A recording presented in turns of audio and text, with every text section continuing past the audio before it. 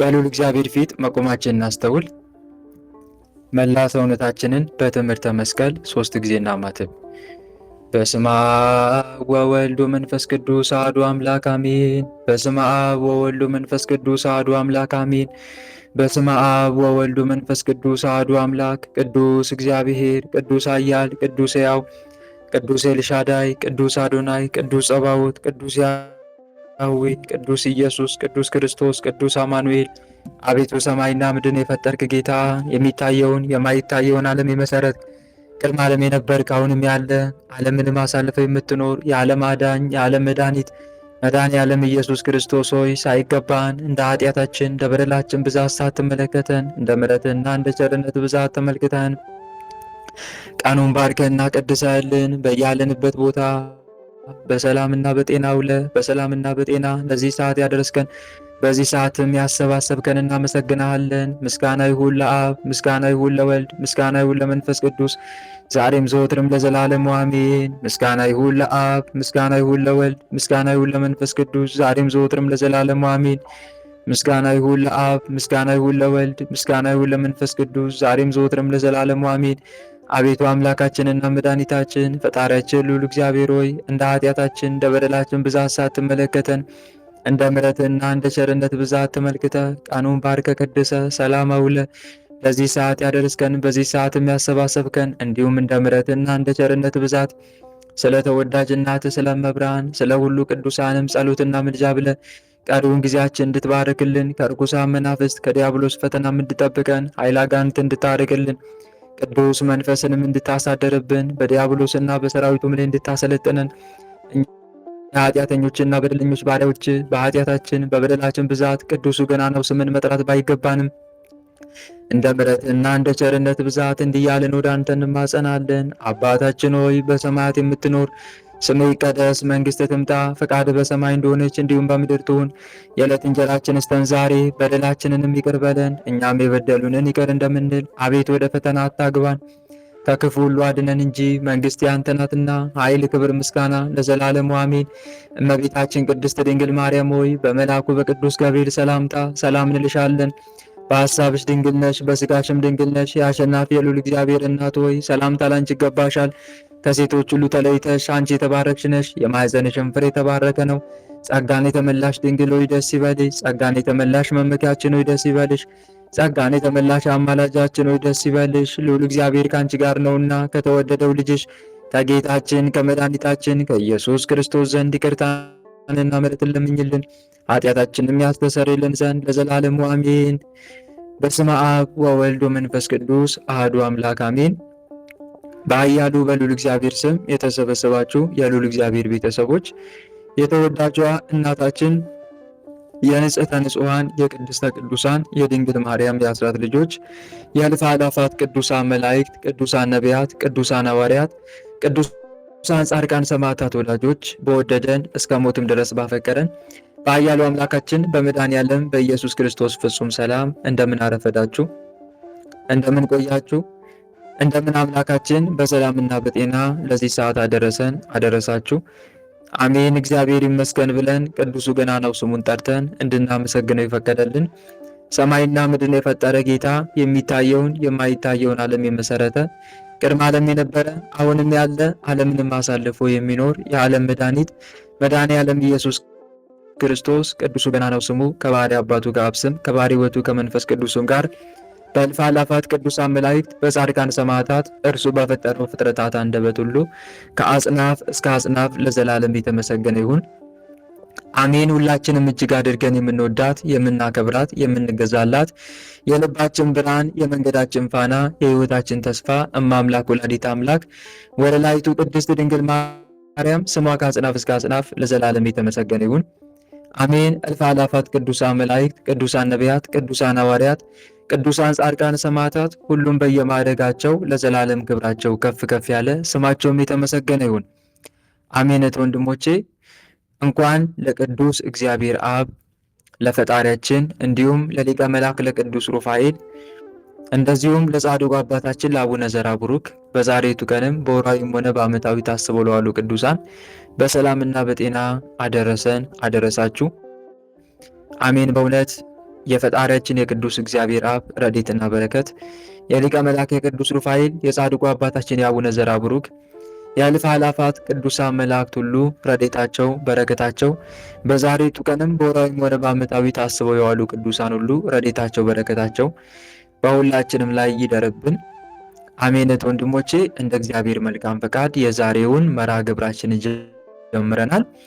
የዛሬው መርሃ ግብራችን እንግዲህ ቀደም ብዬ እንዳሳወቅኳችሁ በጽሁፍ የስንክሳር ትምህርት መጀመሪያው፣ ቀጥሎ ደግሞ የእመቤታችን ታምር፣ ቀጥሎ ደግሞ ነገ የደብረ ዘይትን መታሰቢያ በዓል በማስመልከት የዕለቱን ወንጌል እንማማራለን ማለት ነው። እግዚአብሔር አምላክ መርሃ ግብራችን ይባርክልን፣ ይቀድስልን። እሱ 2 ወይም 3 ሆናችሁ በስሜ ካላችሁ እነሆ በመካከላችሁ እገኛለሁ ብሏልና ከተወዳጅ እናቱ ከመብርሃን ጋር ቸሩ መድኃኔዓለም በመካከላችን ይገኝልን። አሜን። አሁን ቀጥታ የምንገባው ወደ ዕለቱ ስንክሳር ይሆናል። ስንክሳሩን የምናዳምጠው የነገውን ይሆናል። የነገውን ስንክሳር መጋቢት 14 ቀን ማለት ነው። ስለዚህ ስንክሳሩን አዳምጠን እንመለስ። በስመ አብ ወወልድ ወመንፈስ ቅዱስ አሐዱ አምላክ አንድ አምላክ በሚሆን በአብ በወልድ በመንፈስ ቅዱስ ስም መጋቢት 14 በዚች ቀን በእስክንድርያ ለተሾሙ አባቶች 75ኛ የሆነ የእስክንድርያ ሊቀ ጳጳሳት የቅዱስ ቄርሎስ የዕረፍቱ መታሰቢያ ሆነ። እርሱም በምግባሩ ፍጹም አዋቂ ሆነ። ሀገሩም ፍዩም ይባላል። በእርሷም ቅስና ተሾሞባት ነበር። ከዚያም ለቆ ወደ አባ ፊቅጦር ገዳም ደረሰ። እርሱም ከምስር ከተማ ውጪ የኢትዮጵያውያን አዘቅት የአባይ ግድብ ባለበት ነው። በዚያም ታላቅ ገድልን እየተጋደለ ብዙ ዘመናትን ኖረ። ብዙ መጻሕፍትንም ተምሮ ትርጓሜያቸውንና ምስጢራቸውን ጠንቅቆ አወቀ። አሸናፊ ወደሚባለውም ንጉሥ አደባባይ ቀርቦ የእስላሞች ታላላቅ ሊቃውንቶቻቸውና ከምሁራኖቻቸው ውስጥ መምህሮቻቸው ተከራከሩት።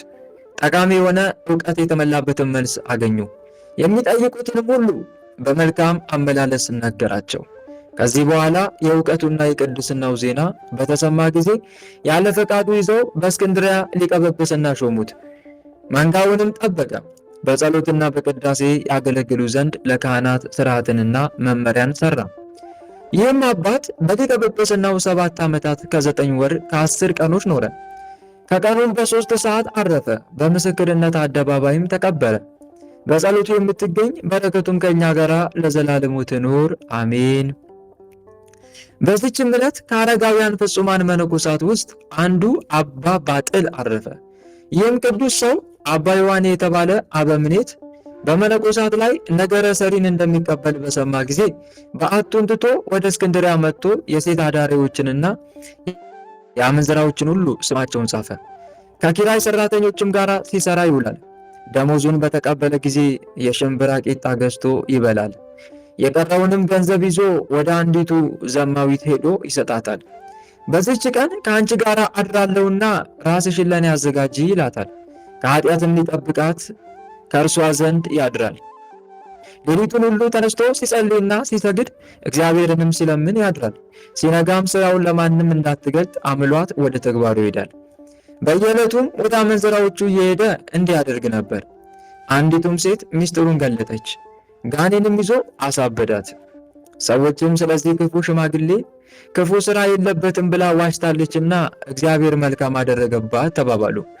እርሷም እንዳናመነዝር ገንዘብ በመስጠት ከኃጢአት ይጠብቀናል እንጂ ነውር የለበትም ብላ ነበርና።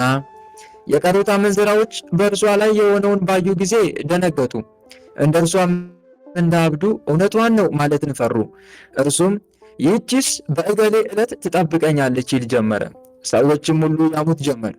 እርሱም እንደ ሰው ሁሉ ሥጋ የለኝምን? ወይስ እግዚአብሔር መነኮሳትን ተቆጥቶ በፍትወት ተቃጥለው እንዲሞቱ ትቷቸዋልን? አላቸው።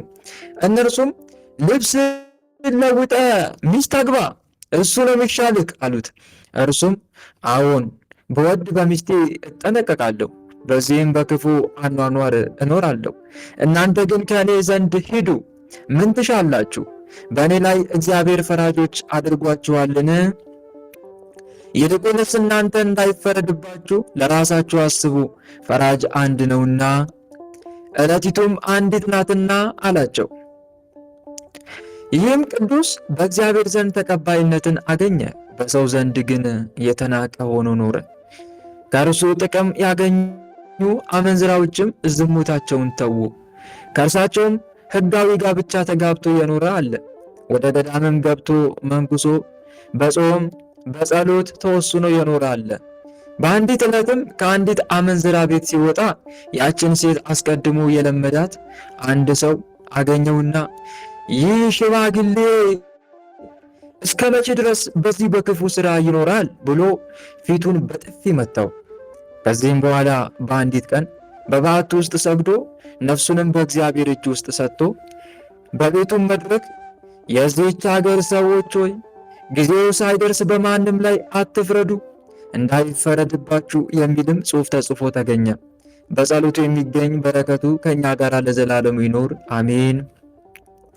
ሰላም ለአባ ባጥል ጸሩየ ዘተሰምየ እንበለ ይኩን ሃካየ አድኖተ ዘማት አንስት ሶበ ውእቱ ሃለየ ከመ ኢይግበራ በእንደ ጠሪት ጌጋየ መፍቀደ ዚአሆን ይሁ ወይጼብ ሲሳየ። በዚችም ቀን ደግሞ ቅዱስ አባት አባ ሲኖዳ በሰማዕትነት አረፈ። እርሱም በግብፅ አገር ከብህንሳ ከተማ ነው። ወደ መክስሚያኖስም ክርስቲያናዊ ሲኖዳ አማልክትን የማያመልክ ነው ብለው ነገር ሰሩበት። እርሱም አስቀርቦ ስለ ሃይማኖቱ ጠየቀው። በንጉሱም ፊት በክብር ባለቤት በጌታችን ኢየሱስ ክርስቶስ ታመነ። እርሱም እውነተኛ አምላክ እንደሆነ መሰከረ። መክስሚያኖስም ይህን የከበረ አባ ሲኖዳን በምድር ላይ ዘርግተው በበትሮች እንዲደበድቡት አዘዘ። አጥንቶቹ እስኪሰነጠቁ ደሙም በምድር ላይ እንደ ውሃ እስኪፈስ እንዲሁ አደረጉበት። ከዚህም በኋላ እግሩን ይዘው ጎትተው ወስደው ሽታው በሚከረፋ በጨለማ ወህኒ ቤት ጣሉት። የእግዚአብሔርን መልአክ ቅዱስ ሚካኤል ተገለጠለት። ቁስሎቹንም አድኖ ጤነኛ አደረገው፣ አበረታውም። በርታ፣ አትፍራ፣ ስለ መከራም የክብር አክሊል ተዘጋጅቶልሃል። ደግሞም በጽኑ ሥቃይ ትሰቃይ ዘንድ አለ። እግዚአብሔር እንዳዘዘኝ እኔም ከአንተ ጋር እኖራለሁ አለው። ከዚያም ከእርሱ ተሰወረ። በነጋ ጊዜም የነገሥታትን ትእዛዝ የሚተላለፍ ያንን አመፀኛ ሄዳችሁ እዩት፣ ሙቶም ከሆነ ለውሾች ጣሉት ብሎ መክስሚያኖስ ወታደሮቹን አዘዘ። ወደ እርሱም በደረሱ ጊዜ ቁሞ ሲጸልይ አግኝተውት ያለምንም ጥፋት ጤነኛ እንደሆነና በሥጋውም ውስጥ የሕማም ምልክት እንደሌለ እርሱም ከቶ ምንም ሥቃይ እንዳላገኘው እንደ ጤነኛና ደስ እንዳለው ሰው ተግቶ እንደሚጸልይ ለእርሱ ለንጉሡ ነገሩት። ንጉሡ ወደ እርሱ አስመጣው። ከሕይወቱም የተነሳ አደነቀ።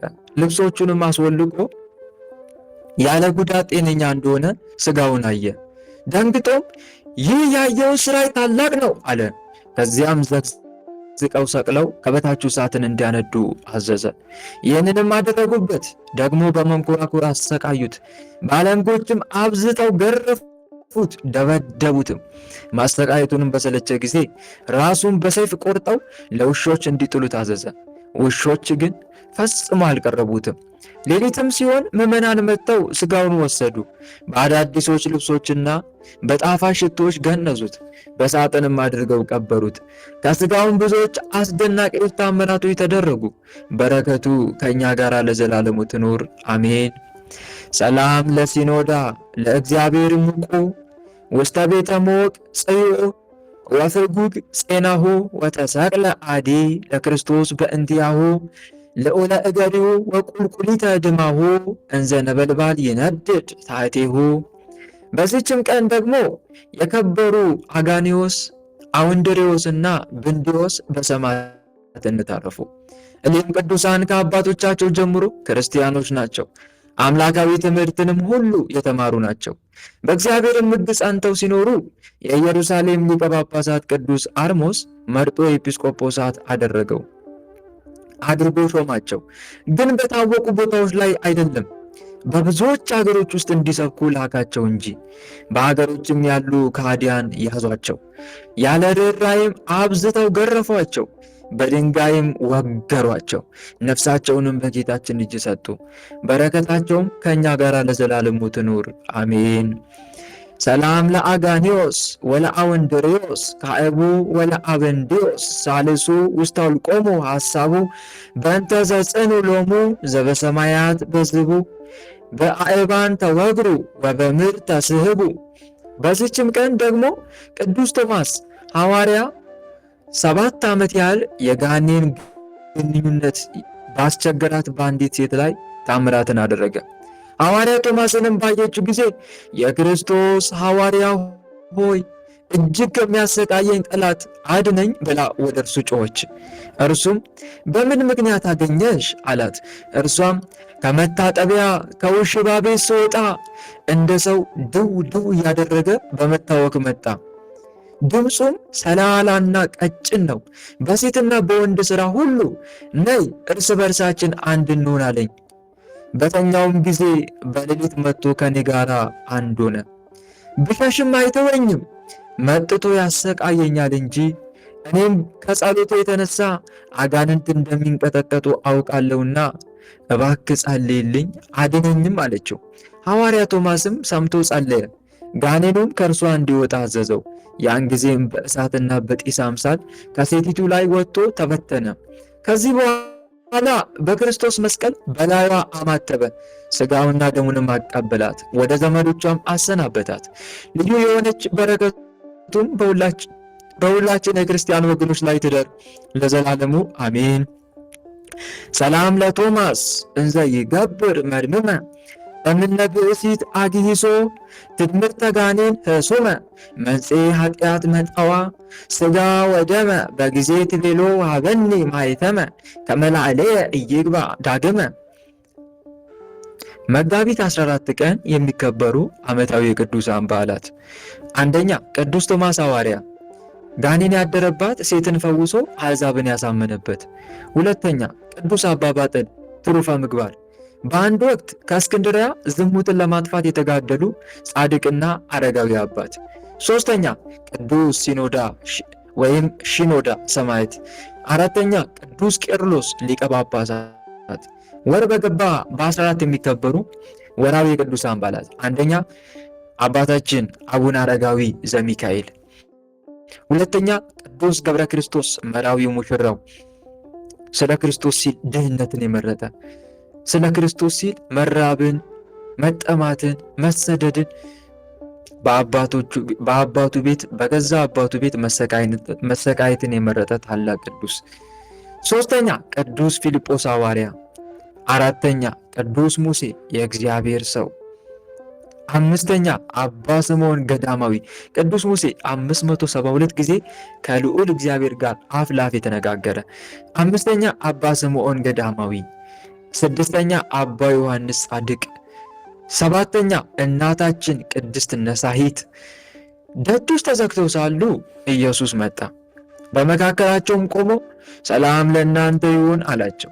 ከዚያም በኋላ ቶማስን ጣትን ወደዚህ አምጣና እጆችን እይ፣ እጅህንም አምጣና በጎኔ አግባው፣ ያመንክ እንጂ ያላመንክ አትሁን አለው።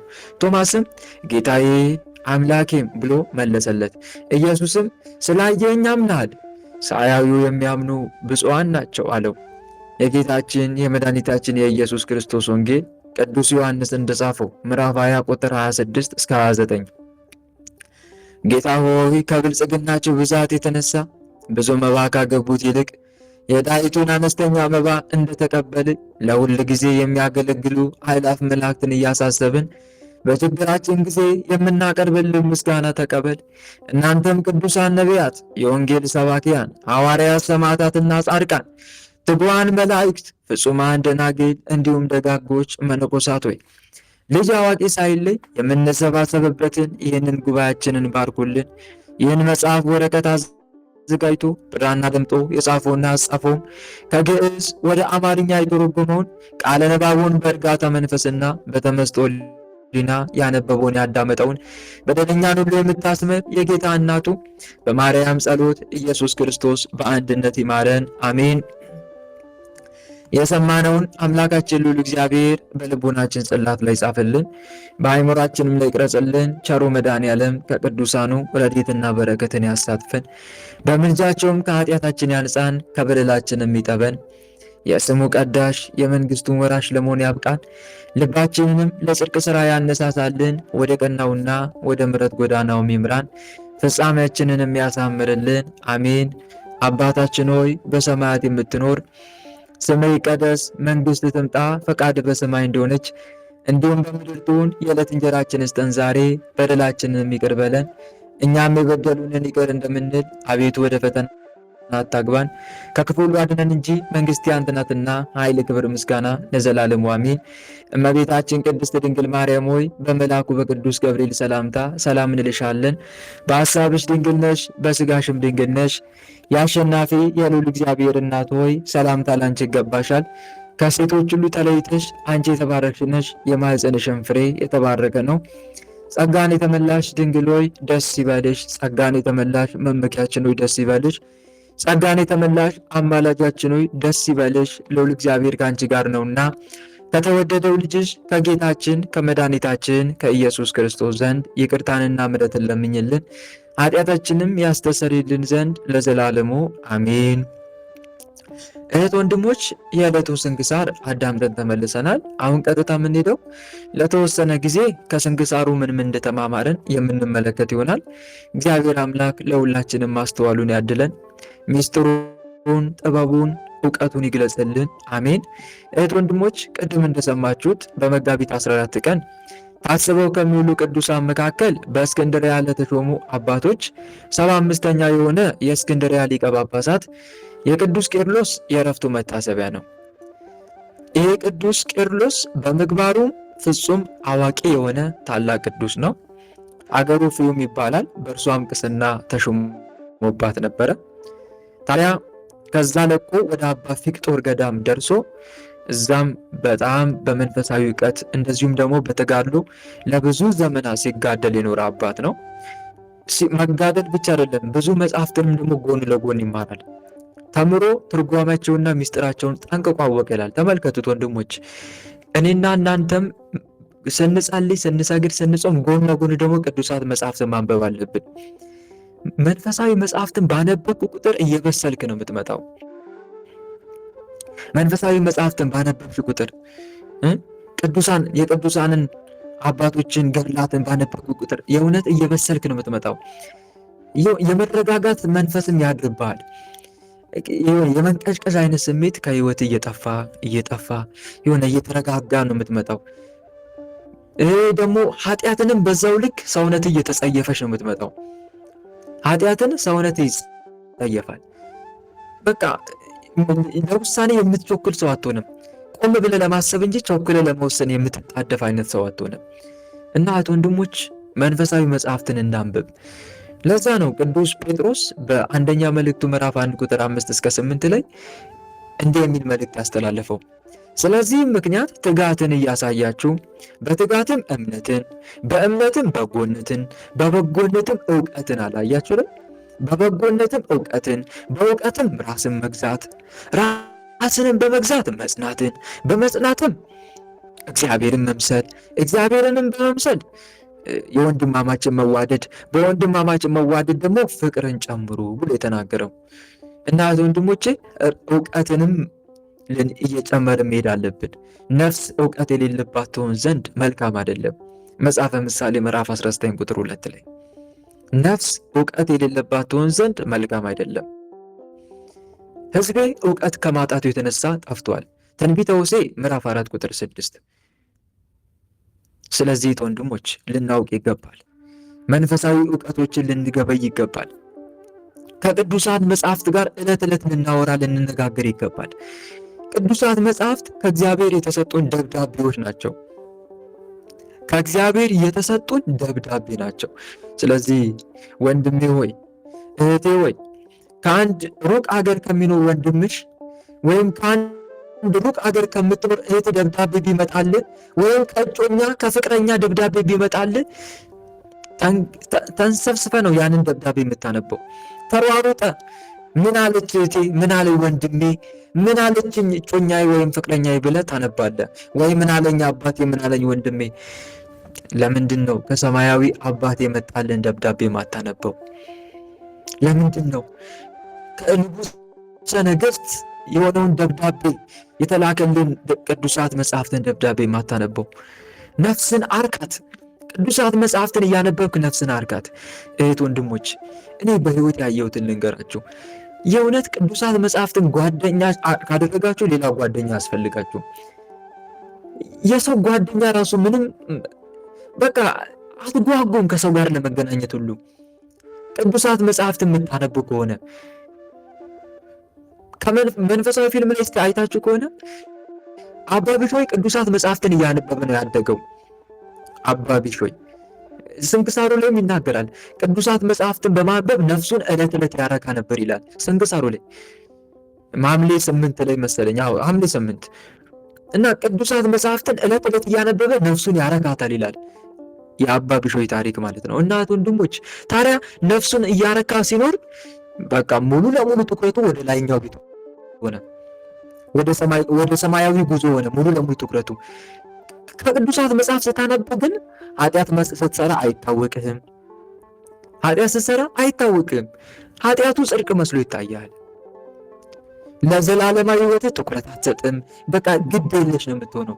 እግዚአብሔርን መፍራት ታቆማለህ። ደግሞ እግዚአብሔርን መፍራት ታቆማለህ። ልብ በጥርጥር መንፈስ ይሞላል።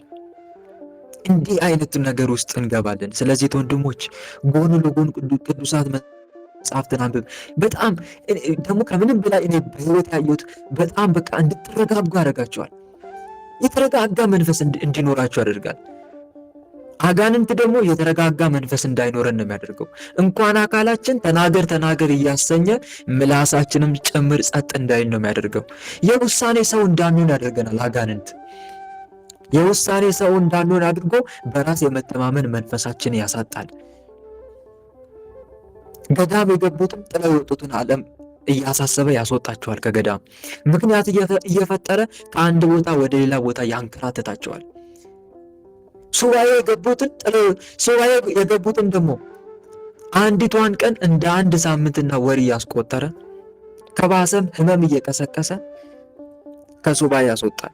በአጭሩ ምን ለማለት ፈልጌ ነው? አጋንንት የተረጋጋ መንፈስ እንዳይኖረን ያደርጋል። ግን ቅዱሳት መጽሐፍትን ስናነብ የሆነ የተረጋጋ መንፈስ እንዲኖረን፣ በቃ ስቴብል የሆነ ሕይወት እንዲኖረን ያደርጋል። ቆም ብለህ ታስባለህ። ተረጋግተህ ነው ነገሮችን ለውሳኔ አትቸኩልም። እና ቅዱሳት መጽሐፍትን አንብብ። በተለይ ከመጽሐፍ ቅዱስ መጽሐፈ ምሳሌ፣ የእውነት እኔ መጽሐፈ ምሳሌ በጣም በጣም በጣም ያየሁት የሚገርም መጽሐፍ ያየሁት እሱ ነው። መጽሐፈ ምሳሌ ለእኔ በጣም ይለይብኛል።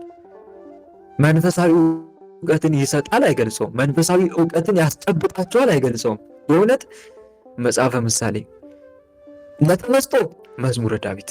ማን እንደ መዝሙረ ዳዊት ደግሞ ለተመስጦ ወንድሞች መዝሙረ ዳዊት የሚደርስ የለም። እንባችሁን የሚፈሰው ድንገት በቃ እያነበባችሁ ኃጢአታችሁ ይታወሳችኋል። የአምላካችሁ ፍቅር ይታወሳችኋል። ሞታችሁ ይታወሳችኋል። በቃ ብዙ ነገር ነው የሚታወሳችሁ መዝሙረ ዳዊትን ስታነቡ ማለት ነው። ሳታስቡት እንባችሁ ይፈሳል። በተመስጦ ተረጋግታችሁ የምታነቡት ከሆነ ማለት ነው። እውቀት ግን መጽሐፈ ምሳሌ። እውቀት የፈለገ ሰው መጽሐፈ ምሳሌን ያንብብ። ማስተዋል የሚፈልግ ሰው ማስተዋል ጥበብ የሚፈልግ ሰው መጽሐፈ ምሳሌን ያንብብ። የሚገርም ጥበብ ያገኛል። ተመስጦ የሚፈልግ ግን መዝሙረ ዳዊት። በቃ እነኚህ ሁለቱ በጣም ይለያሉ። መጽሐፈ ምሳሌን የዳዊት ልጅ ጠቢቡ ሰለሞን ነው የጻፈው። መዝሙረ ዳዊት ደግሞ ቅዱስ ዳዊት ማለት ነው። እናም ደግሞ ዘማሪዎቹ አሳፍ እነሱም አብረው ነው የጻፉት መዝሙረ ዳዊትም ማለት ነው። እና መጽሐፈ ኢዮብ ደግሞ ቀጥሎ ከመጽሐፍ ቅዱስ መጽሐፈ ምን አልኳችሁ? ያዛችሁን አይደለ? ብትይዙ በማስታወሻ ብትይዙ ደስ ይለኛል። ሶስተኛ ምን አልኳችሁ? በትክክል መጽሐፈ ኢዮብ። መጽሐፈ ኢዮብ እኔም በጣም እሱም የጥበብ መጽሐፍ ነው። በነገራችን ላይ መጽሐፈ ኢዮብም የጥበብ ነው የሚባለው። መዝሙረ ዳዊትም እንደዚሁ መጽሐፈ ምሳሌ እንደ መጽሐፈ ኢዮብ እነኚህ መጽሐፈ መክብብ እነኚህ የጥበብ መጽሐፍ፣ መጽሐፈ ሲራክ እነኚህ የጥበብ መጽሐፍት ነው የሚባሉት። መጽሐፈ ሲራክም እሱም እንደዛው ሲራክ፣ መጽሐፈ ምሳሌ፣ መጽሐፈ ኢዮብ እነኚህ የጥበብ መጽሐፍት ነው የሚባሉት። ጥበብ ይሰጣችኋል አይገልጸውም። ወንድሞች ጥበብ የሚፈልግ ሰው ካለ አስተዋይ ልብ መያዝ የሚፈልግ ሰው ካለ በቃ እነኚህን ሶስቱ መጽሐፍ በደንብ አድርጎ ደጋግሞ አንብባቸው። እንደ ማስታወሻ የለም ጥቅስ እየመረጣችሁም ጻፉ። በጣም አትራክት ያደረጋችሁን የለም መርጣችሁ ማስታወሻ ደብተር ይዛችሁ እዛ ላይ ጻፉና ሻምድዱት እነኛን ጥቅሶች ማለት ነው። እና በጣም አስተዋይ ያደርጋል። እና ተመስጦ ግን መዝሙረ ዳዊት በቃ መርጬላችኋለሁ። ተመስጦ መዝሙረ ዳዊት እና እነኚህን መጽሐፍቶችን ማንበብ ያስፈልጋል። እና ከዚህ ቅዱስ የምንማረው ምን ለማለት ፈልጌ ነው፣ ተጋድሎ ላይ ብቻ አይደለም ማተኮር ያለብን፣ እውቀትንም ጭምር መያዝ መቻል አለብን። እውቀት ላይ መንፈሳዊ እውቀትን መልበስ አለብን። የእግዚአብሔር ቃላት የነፍስን ሙቀት ያድሳሉ። እንድታድግ ከፈለክ የእግዚአብሔርን ቃላት እንደ ሕፃን ልጅ መጥባት አለብን። እንድታድጊ ከፈለግሽ የእግዚአብሔርን ቃላት እንደ ሕፃን መጥባት አለብሽ፣ ሁሌ ዕለት ማለት ነው። እና አንድ ከዚህ ቅዱስ የምንማረው ነገር ይሄ ነው ማለት ነው። ይሄ ቅዱስ በእውቀት ብቻ አይደለም ተጋድሎም እንዲሁ ጸና ነው። ለዛ ነው ተመልከቱ፣ አንድ ቀን መንገድ እየሄደ ያለ ከሙስሊሞች ሰዎች ከኡስታዞች ጋር ተገናኘ። ከሙስሊም ኡስታዞች ጋር ሲገናኝ ተከራከሩት ስለ ሃይማኖት። እሱ ግን ጠቃሚ የሆነ እውቀት የተመላበትን መልስ አገኙ ይላል። ከሱ የሚጠይቁትንም ሁሉ በመልካም አመላለስ ነገራቸው። አያቸው አይደል? ምን ስለሆነ ንገረኝ እስቲ፣ ምን ስለሆነ? ስለተማረ፣ መንፈሳዊ እውቀትን ገንዘቡ ስላደረገ። አያቸው አይደል? በመልካም ንግግራችሁ ሁሉ መልካም የሆነ በጨው የተቀመመ ነው የሚሆነው። አነጋገራችሁ ራሱ ያነጋገራችሁ ለዛ ራሱ የሆነ ቅዱሳት መጽሐፍትን ካነበባችሁ ይጥማል። በቃ ስታወሩ ሁሉ ይጥማል ለሰው። ብትናገሩ አትሰለችው። ብትናገሩ አትሰለችም። ንግግራችሁ እሬት አይሆንባችሁም። እና ይሄ ነው ከዚህ ቅዱስ የምንማረው አንዱ ይሄ ነው። መጽሐፍ ቅዱስም ዘመኑን እየዋጃችሁ በውጭ ባሉት ዘንድ በጥበብ ተመላለሱ፣ ለእያንዳንዱም እንዴት እንደምትመልሱ እንደሚገባችሁ ታውቁ ዘንድ ንግግራችሁ ሁልጊዜ በጨው እንደተቀመመ በጸጋ ይሁን ይላል። እና ቄርሎስ በተጋድሎ በእውቀትም የበሰለ ታላቅ ቅዱስ ሰው ነው። ታዲያ የሀገሩ ሰዎች ይህን ተመለከቱና በእግዚአብሔር ፈቃድ ሊቀ ጳጳስ አደረጉት። በሊቀ ጵጵስናውም ስራ በሚገባ አገልግሎ ወደ ወደደው አምላኩ ሄደ። በእውነት የቅዱስ ቄርሎስ ረድኤትና በረከት በሁላችንም ላይ ይደርብን፣ አሜን። ሌላውት ወንድሞቼ በዛሬቱ ቀን ታስበው ከሚሉ ቅዱሳን መካከል የሚገርም አባት፣ ገድለኛው አባት ማን ነው? አባ ባጥል። ይሄ አባት በጣም ይደገኛል። ይሄ ቅዱስ መጀመሪያ በገዳም የሚጋደል ታላቅ ቅዱስ ሰው ነበር። በገዳም ታዲያ አባ ዮሐኔ የተባለ አበምኔት በመነኮሳት ላይ ነገረ ሰሪን እንደሚቀበል በሰማ ጊዜ በዓቱን ትቶ ወጣ። አያችሁ አይደል? ይሄ ማለት እንዴት ነው? አባ ዮሐኔ የሚባለው አበምኔት አለ። ከሱ ጆሮ ጠቢ ሰዎች አሉ። የእሱን በቃ የሰዎችን ነገር ይሰማና ለውሳኔ ይቸኩላል ማለት ነው። በቃ ሄዶ አረጋግጦ ሳይሆን የሚፈርደው የሰው ወሬ ሰምቶ ነው፣ የነገረ ሰሪዎችን ወሬ ሰምቶ። እንደዚህ አይነት ነገር አለ አይደል ወንድሞች? እና ምን ለማለት ፈልጌ ነው፣ ገዳም አሁን በተለይ ወደ ገዳም ስንሄድ ሰይጣን በተለያየ መንገድ ሊፈትነን ይችላል። ከነኚህ መካከል አንደኛው በረሃብ በጥማት ሊፈትን ይችላል። ረሃቡን ከአቅም በላይ እንዲሆንብህ ያመጣል። ጥማቱን እንደዛው። ሁለተኛ ደግሞ የጠብና የነገር አመላላሽ ሰዎችን ያሰናዳል። ከዛ በአበምኔትና በአርድእት በኩል ምን እንዲፈጠር ያደርጋል? ጸብ እንዲፈጠር ያደርጋል በአርድእቶች መካከል። ከዛ አበምኔቱ በተለይ የሰው ወሬ እየሰማ የሚፈርድ ከሆነ የሆነ ለውሳኔ የሚቸኩል ከሆነ በጣም ፈተና አለ ማለት ነው። ከባድ ፈተና አለ። አበምኔት የሰው ወሬ ሰምቶ መቸኮል መፍረድ የለበትም። ምክንያቱም ከስሩ ብዙ የሚያስተዳድሩ ሰዎች አሉ። በነገራችን ላይ እዚህ ጋር የምንጠነቀቀው ወንድሞች ምንድን ነው? የሰው ወሬ ሰምቶ መፍረድ፣ አለማረጋገጥ። አሁን ይሄ ቅዱስን ከዛ ገዳም እንዲወጣ አደረገው። ምንድን ነው? አባ ዮሐኔ የሚባል ሰው አበምኔት የሰው ወሬ እየሰማ መነኮሳትን እንደሚበድል እሱ ጋር መረጃው ስለደረሰው ነው። አያችሁ አይደል? ከሰው ያርቃል ማለት ነው። እንደዚህ አይነት ጸባይ ስንይዝ የሰው ወሬ ሰምተን ብቻ ዝም ብለን በሰው ላይ መንፈርድ ከሆነ ማለት ነው። እና የሰዎችን የነገረ ሰሪዎችን ወሬ እያዳመጠ ስለሚፈርድ ነው። ታዲያ አበምኔቱ አባ ባጥል ማን ነው? ይሄ ቅዱስ አባባጥን ለምን እኔ አበምኔቱ የሰዎችን የነገሥ ሰሪዎችን ንግግር እየተቀበለ እኔን ከሚያሰቃየኝ ፈተና ከሚያበጣ እኔ የእሱን መከራ ከምጋፈጥ ይልቅ በሱ በኩል የሚመጣብኝን ፈተና ከምጋፈጥ ይልቅ ለምን ወደ ከተማ ሄጄ እንደ ማንኛውም ሰው ስራ እየሰራው አመንዝሮችን ከዝሙት ለምን አልጠብቃቸውም ብሎ አሰበ። ሁለት ተጋድሎ ነው ከፊት ለፊቱ የገጠመው። አንደኛው ተጋድሎ የአበምኔቱን ነገረ ጸብ እየተቋቋመ መጋደል። ይሄም ራሱን የቻለ ፈተና ነው። አበምኔቱን የነገረ ሰሪዎችን ንግግር ይቀበላል፣ አባባጥ ላይ ይጮህበታል። ለምን እንዲያረክ ወይም ብዙ ነገር ይልበታል፣ ወይም ከገዳሙ ሊያስወጣው ብቻ መከራ ሊያጸናበት ይችላል። እሱን ፈተና እየተቀበልኩ ልኑር ወይስ ከተማ ወጥቼ አመንዝሮቹን ከዝሙት እየጠበቅኩ ልኑር ብሎ አሰበ። አያችሁ አይደል? ከዛ በኋላ አይ እኔማ የሚሻለኝ ወደ ከተማ ወጥቼ እንደ ማንኛውም ስራ እየሰራው ከዛ አመንዝሮችን ከዝሙት ልጠብቅ ብሎ ወጣ ከገዳም። እና ከገዳም የወጣበት ዋና ምክንያቱ ከዚህ አንጻር ነው ለማለት ፈልጌ ነው። እንዲህ አይነት ጸባይ መያዝ ሰዎችን ከአጠገባችን ያርቃል፣ ቅዱሳን ያሸሻል ለማለት ፈልጌ ነው። እና እዚህ ጋር መረዳት ያለብን ነገር ምንድነው? ይሄ ቅዱስ ወደ ከተማ ወጣ። ከዛ በኋላ በዛች ሀገር ያሉትን እንዳለ አመንዝራዎች ስማቸውን በዝርዝር መጻፍ ጀመረ። እገሊት እንትና እገሊት እንትና እገሊት እንትና እዚህ ቤት የምታመነዝረዋ ሙሉ መዝገባቸውን ያዘ፣ ስማቸውን መዝግቦ ያዘ።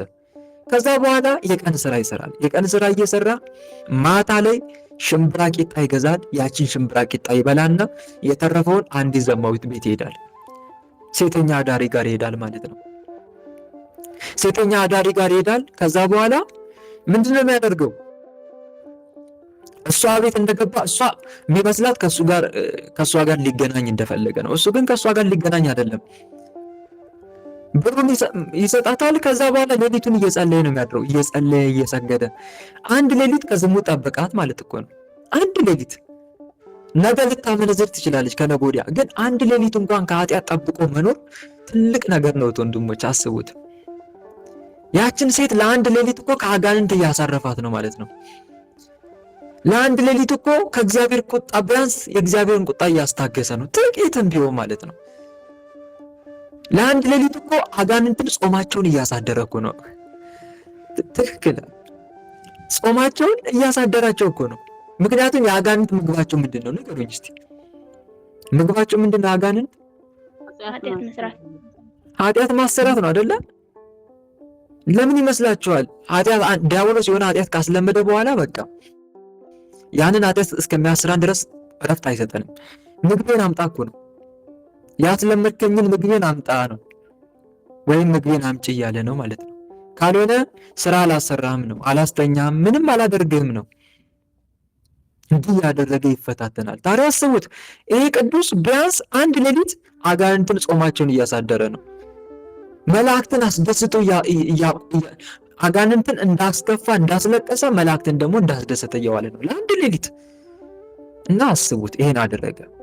ከዛ ሌሊት ጠዋት ሲወጣ ለማንም እንዳትናገር አስምሏት ይወጣል ማለት ነው። አሁን ይሄን በማድረጉ ይሄ ቅዱስ ብዙ ተጋድሎን እየተጋደለ ነው። ታዲያ ከቤቷ ሲወጣ ደግሞ ሰዎቹን ሊያሙታል። ወይኔ መነኩሴ ሆኖ ይዘሙታል፣ መነኩሴ ሆኖ ሴተኛ አዳሪ ጋር ይገባል። ይሄ አሰዳቢቱ የምን ሽማግሌ ነው የሚባል እንደዛ ያሉ በቃ ያሾፉበታል፣ ይቃልዱበታል ማለት ነው። ታዲያ አስቡት፣ እንዲህ ሲቃልዱበት እሱ ግን ይታገስ ነበረ። ምን ነው እኔም እኮ ሰው ነኝ፣ መነኩሴ ሰው አይደለም እንዴ? አይሳሳትም እንዴ? ተቃጥሎ መሞት አለበት እንዴ? ይላቸው ነበረ። አግባት አለ ልብስን ለውጠ ይሉት ነበረ። ባይሆን እንደዛ ላደርግ እችላለሁ፣ ካልሆነም ደግሞ በዚህ ክፉ ምግባር እኖራለሁ። ግን እናንተ ለምንድን ነው የምትፈርዱብኝ? አትፍረዱብኝ። ጊዜ ሳይደርስ ለምን ትፈርዳላችሁ? የፍርድ ቀን አንድ ናት፣ አንዲት ቀን ናት። ታዲያ ያችን ቀን ለምን የፍርድ ቀን እያለ እኔን ለምን ያለ ጊዜው ትፈርዱብኛላችሁ? እያለ ለራሳችሁ ተጠንቀቁ ይላቸው ነበር። ታዲያ ከዘማውያን መካከል አንዷ አላስችል ብሏት መሐላውን አፍርሳ አባባጥን ንጹሕ ነው ብላ ንጽህናውን ስትመሰክር ወዲያው ጋኔን መጥቶ አደረባት፣ አሳበዳት። ጋኔኑ አሳበድ። አያችሁ አይደል ወንድሞች፣ መሐላ ማፍረስ ምን ያክል ከባድ እንደሆነ። የእግዚአብሔርንም ስም ጠርተህ በሐሰት ብትምል እንደ ሥራ ፍዳን ትቀበላለህና ወዮልህ የሚል ቃል አለ። እንደውም ጭራሽ ከቶ አትማሉ ነው የሚለው።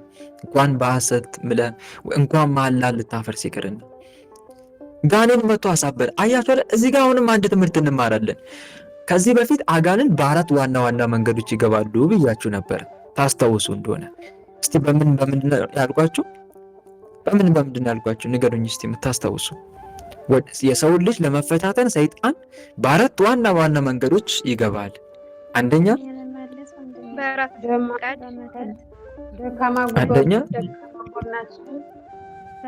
ኃጢአታችንን ምክንያት እያደረገ፣ ሁለተኛ የዛር መንፈስ በመሆን፣ ሶስተኛ በመተት፣ አራተኛ ደግሞ የቅናት መንፈስ ሆነ በመግባት ቡዳ ሆኖ ማለት ነው። በዚህ መንገድ እነኚህ መናፍስት ህይወትን ይፈታተናሉ። ታዲያ ተመልከቱ፣ አሁን እቺ ሴት ጋር የመጣው በምንድን ነው? ከነኚህ ከአራቱ መንገዶች በምንድን ነው የመጣው? በኃጢአት ነው አይደለ? መሐላን በማፍረሷ መጣ። መሐላ ማፍረስ ደግሞ ኃጢአት ነው ማለት ነው። እና እዚህ ጋር አንድ ትምህርት የምንማረው ይሄ ነው። ስለዚህ ሰይጣን በራሳችን ኃጢአትም ይገባል ማለት ነው። ኃጢአት ስንሰራ ጠብቆ ይገባል ማለት ነው። ስለዚህ ሰይጣን ኃጢአት ለማስራት የሚገፋፋው አንድም እኛ ውስጥ ለመንገስ ሲፈልግ ነው ማለት ነው። ለምሳሌ ኦሪት ዘፍጥረት ላይ ልውሰዳችሁና ቃየል ፊቱ ሲጠቁር እግዚአብሔር አምላክ ለምን ፊትን አጠቆርክ?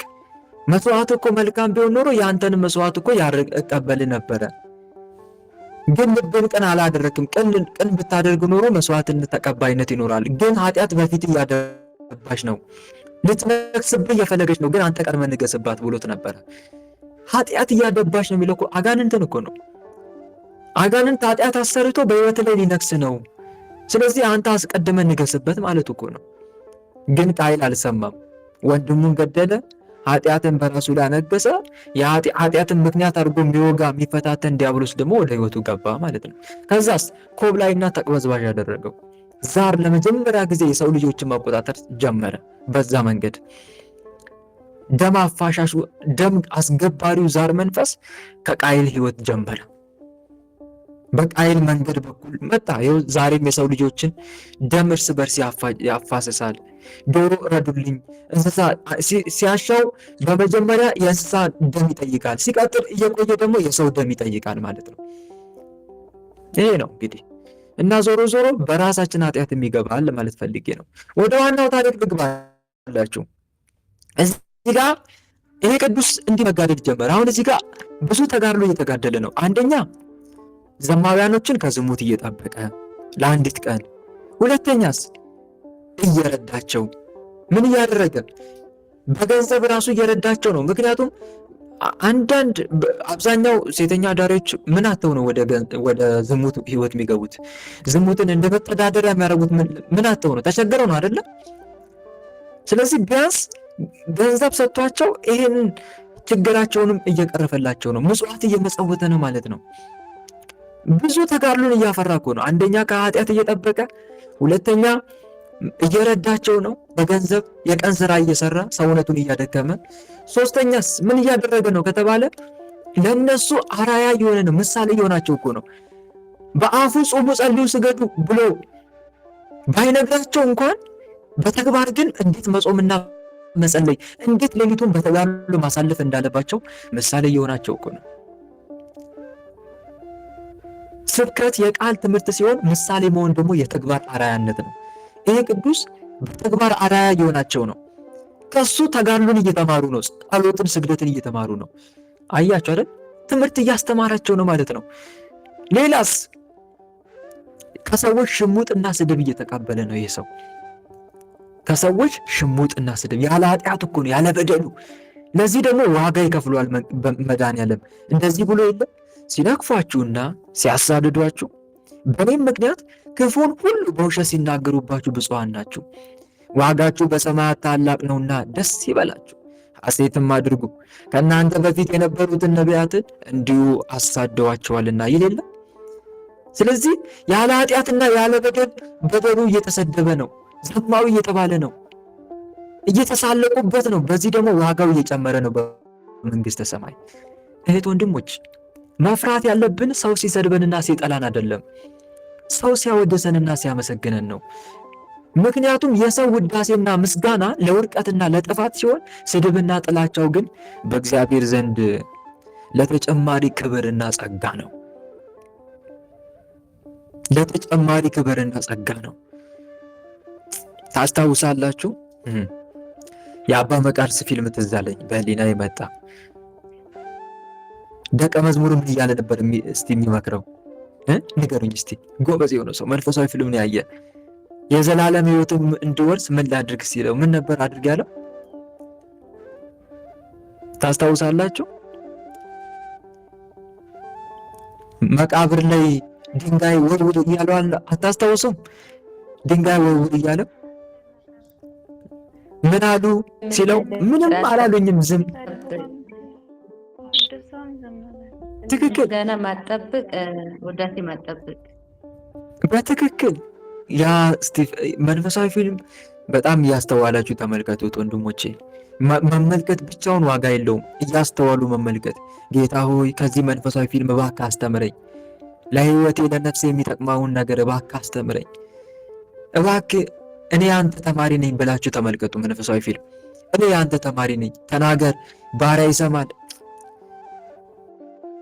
ተናገር ባሪያ ይሰማል እያላችሁ ነው መንፈሳዊ ፊልም። መንፈሳዊ ፊልም እኮ ትምህርት ቤት ነው እና እንድንመለከት እንደዚህ እያለ ልንመለከት ይገባል። ዞሮ ዞሮ ምን ለማለት ፈልጌ ነው፣ ወደ ታሪኩ ስመጣላችሁ ይሄ ሰው ሰዎች እየሰደቡት እያሽሟጠጡት፣ እሱ ደግሞ እየታገሰ በዚህ ተጋድሎን እየቀጠለ ነው። ይሄ ተጋድሎ በመንግስተ ሰማይ ዋጋ ያሰጠዋል። ምን አለ መጽሐፉ ስንክሳሩ ላይ? ይሄ ቅዱስ በሰዎች ዘንድ ፈጽሞ የተናቀ ሆነ ይላል። የተጣለና የተናቀ፣ በእግዚአብሔር ዘንድ ግን እጅግ የከበረ ሆነ ይላል። ተመልከቱ፣ ያለ መጠን የሚከበርና የሚመሰገን ሰው እጅግ አብዝቶ ይጠፋል። በሰው ዘንድ የሚዋረድ ግን በእግዚአብሔር ዘንድ ይከብራል። በሰው ዘንድ የሚዋረድ በእግዚአብሔር ዘንድ ይከብራል። በሰው ዘንድ የተጠላ በእግዚአብሔር ዘንድ ይወደዳል። ሰው ቢጠላን ችግር የለውም። ሰው ቢሰርበን፣ ሰው ቢንቀን፣ ቢያንቋሸሸን ችግር የለውም። መድኃኔዓለም አይናቀን፣ መድኃኔዓለም አይጣልን። እሱ ሲጥል ነው መጥፎ፣ እሱ ሲጥል ነው ክፉ፣ እሱ ሲጥል ነው በጣም ችግር። እሱ ከጣለክ ፍጥረታት ሁሉ ይጥሉካል። እሱ ከጣለ የራስህ ሰውነት ይከዳል። የራስህ ሰውነት የገዛ የለበስከው ስጋ ይከዳል። ምክንያቱም ሰውነት ራሱ የማን ስለሆነ ንገሩኝ እስቲ? የማን ስለሆነ? ሰውነታችን ራሱ የማን ነው? የመድኃኔዓለም። እና እህት ወንድሞች፣ ሳጥናኤል እኮ ሲወድቅ ማለት ነው ፍጥረታት በሙሉ ነው እንዳለ የተነሱበት። ሳጥናኤል ሲወድቅ፣ አምላኩ ላይ አምጾ ሲወድቅ፣ በቃ ሁሉም ፍጥረት በሙሉ በሱ ላይ አመጹበት፣ በሳጥናኤል ላይ። ፀሐይ ራሱ በራሷ በተሰጣት በሙቀቷ ልታቃጥለው ሁሉ እንደምትነሳ መጽሐፍ አክሲማሮስ ይናገራል። ፍጥረታት በሙሉ ተነሱበት። ምክንያቱም ፍጥረታት በሙሉ የማን ስለሆኑ? የመድኃኔዓለም የእግዚአብሔር ስለሆኑ ማለት ነው። እና እህት ወንድሞች፣ እግዚአብሔር አይጣለን እንጂ ሰው ከጣለን፣ ሰው ቢጥልህ ችግር የለውም። ሰው የወደቀው መድኃኔዓለም ያነሳዋል። እና ይህንን ነው መማር ያለብን ማለት ነው። ስለዚህ የቅዱስ በዚህም ተጋድሎን እያፋፋመ ነው።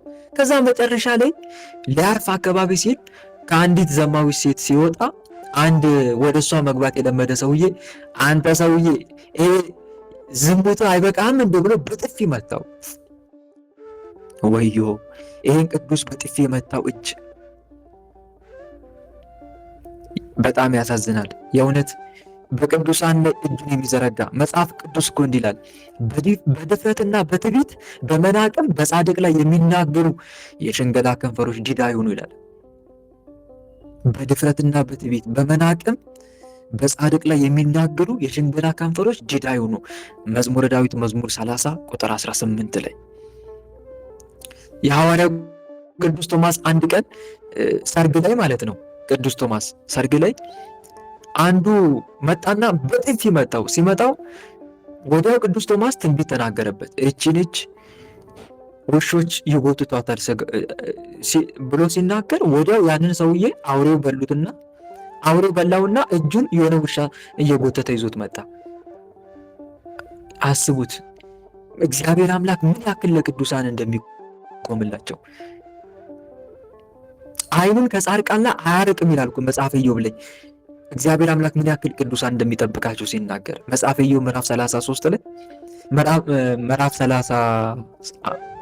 ምዕራፍ 36 ላይ ቁጥር 5-12 ላይ ዓይኑን ከጻድቃን ላይ አያርቅም ይላል።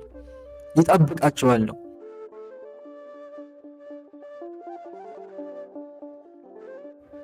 ተራራ ማፍለስ ይሻላል።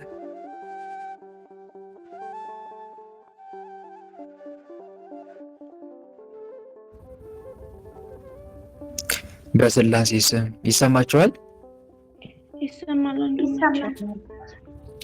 መልካም። ይህን ቅዱስ በጥፊ ከመምታት ይልቅ የእውነት ተራራ ማፍለስ ይቀላል።